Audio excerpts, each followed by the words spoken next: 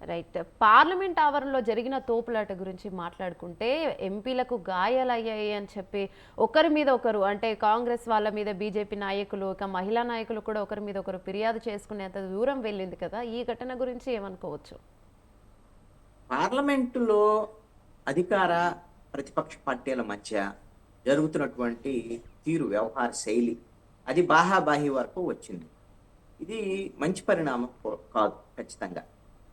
Gate దగ్గర, parliament gate దగ్గర ఇద్దరు, అటు ఎన్డీఏకి సంబంధించినటువంటి ఎంపీలు, ఇటు ఇండియా కూటమికి సంబంధించినటువంటి ఎంపీల మధ్య, ప్రధానంగా బీజేపీ కాంగ్రెస్ సభ్యుల మధ్య తోపులాటలు జరగటము, ఒకళ్ళనొకళ్ళు నెట్టుకోవటము, పరస్పర ఫిర్యాదులు. ఆ ఫిర్యాదులు కూడా ఏమిటి అని అంటే రాహుల్ గాంధీ మీద, ప్రతిపక్ష నేత రాహుల్ గాంధీ మీద హత్యాయత్నం కేసు నమోదు చేశారు ఏకంగా. బీజేపీ మహిళా ఎంపీ కొన్యాక్ కూడా రాహుల్ పై అభ్యంతరకరంగా ప్రవర్తించారని కూడా ఒక ఫిర్యాదు అయితే చేసింది. అదే అంటే ఇలాంటి ఫిర్యాదులు అని అంటే అభ్యంతరకరంగా వ్యవహరించారు అని అంటే ఆవిడ దగ్గరికి వెళ్ళి బిగ్గరగా అరిచాడట రాహుల్ గాంధీ. అభ్యంతరకరంగా వ్యవహరించారు, నేను మహిళని నేను పక్కకు తప్పుకున్నాను అనేటువంటిది.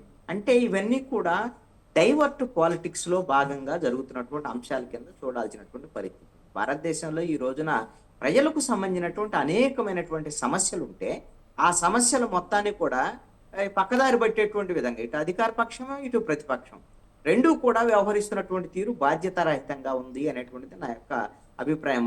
మొన్న అంబేద్కర్కు సంబంధించినటువంటి దాని మీద, డాక్టర్ బిఆర్ అంబేద్కర్ మీద కేంద్ర హోంమంత్రి అమిత్ షా అనుచిత వ్యాఖ్యలు చేశారనేటువంటి దాని మీద కాంగ్రెస్ అభ్యంతరం వ్యక్తం చేయటం, కాంగ్రెస్ అది అటు సభలోను సభ బయట ఇప్పుడు నిరసనలకు దిగుతున్నటువంటి పరిస్థితులు. ఒక రకంగా బీజేపీ డిఫెన్స్ లోకి వెళ్ళిపోయింది ఆ అంశంలో. డాక్టర్ బిఆర్ అంబేద్కర్ పట్ల అమిత్ షా మాట్లాడినటువంటి మాటలతో కొంత బీజేపీ డిఫెన్స్ లోకి వెళ్ళింది. ఎందుకోసం అంటే అన్ని వర్గాల నుంచి, భారతదేశ వ్యాప్తంగా ఉన్నటువంటి ప్రజల నుంచి కూడా అమిత్ షా వ్యాఖ్యల మీద తీవ్రమైనటువంటి వ్యతిరేకత వచ్చింది. ఈ వ్యతిరేకత నేపథ్యంలోనే ఇప్పుడు బీజేపీ వాళ్ళు ఏంటంటే ఈ ఆ ఎక్కడైతే ప్రతిపక్షాలకు సంబంధించినటువంటి వాళ్ళు నిరసన తెలియజేస్తున్నారో అక్కడే ఒక ఘర్షణ వాతావరణం సృష్టించేటువంటి విధంగా బీజేపీ ఎంపీలు కూడా అట్నుంచే రావటము, అక్కడ ఘర్షణ వాతావరణం సృష్టించటము, ఇవన్నీ కూడా నేపథ్యంలో తోపులాటలు. ఇప్పుడు అటు రాహుల్ గాంధీ, ఖర్గే మాకు కూడా గాయాలైన వాళ్ళు కంప్లైంట్ చేశారు. ఖర్గే కూడా నా మోకాలకు కూడా గాయమైందని అన్నారు. ఆయన మరి రాహుల్ గాంధీ కూడా ఇదే. అయితే ఇప్పుడు రాహుల్ గాంధీ మీద హత్యాయత్నం కేసు నమోదైంది. ఒకవేళ అరెస్ట్ చేస్తారంటే హత్యాయత్నం కింద. ఎందుకోసం అంటే చెప్పలేము.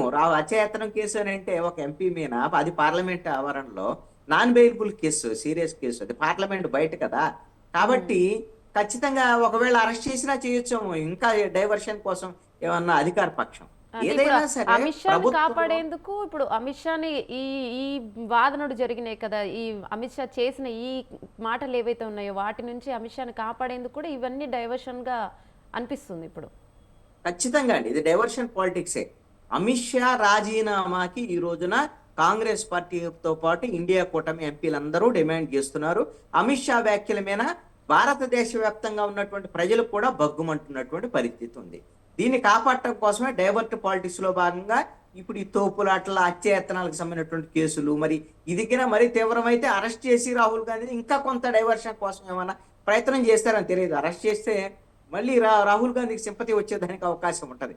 మొన్న ఎన్నికలకు ముందు ఆయన్ని అనర్హత వేటు వేసి ఒక అంశం మీద ఆయన్ని ఏ విధంగా చేశారు అనేటువంటిది చూశారు కదా. అందుకని మన కాంగ్రెస్ పార్టీకి ఎన్నో కొన్ని సీట్లు పెరిగాయి, కానీ బీజేపీ సీట్లు తగ్గిపోయి 2024 లోక్సభ ఎన్నికల్లో వాళ్ళు 400 సీట్లు వస్తే, 400 పైగా సీట్లు వస్తే ఇండియా కూటమికి, మాకు సొంతంగానే బీజేపీకి 370 వస్తాయి అనుకుంటే కనీసం మ్యాజిక్ ఫిగర్ కూడా బీజేపీ రాలేదు, 240కి పడిపోయినటువంటి పరిస్థితి ఉంది.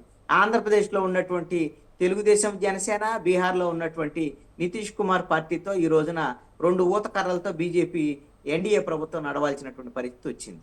కాబట్టి ఈ విధమైనటువంటి విషయంలో బీజేపీ కొంత తొందరపాటు నిర్ణయాలు, అదేవిధంగా వాళ్ళ ధోరణి మీద ప్రజల్లో వ్యతిరేకత అయితే వస్తున్నటువంటి పరిస్థితిని ఖచ్చితంగా బీజేపీ డైవర్ట్ పాలిటిక్స్ పాల్పడుతుందనడానికి ఇప్పుడు పార్లమెంట్ బయట జరుగుతున్నటువంటి ఈ ఘటనలు ఇవన్నీ కూడా నిదర్శనంగా చెప్తాయి.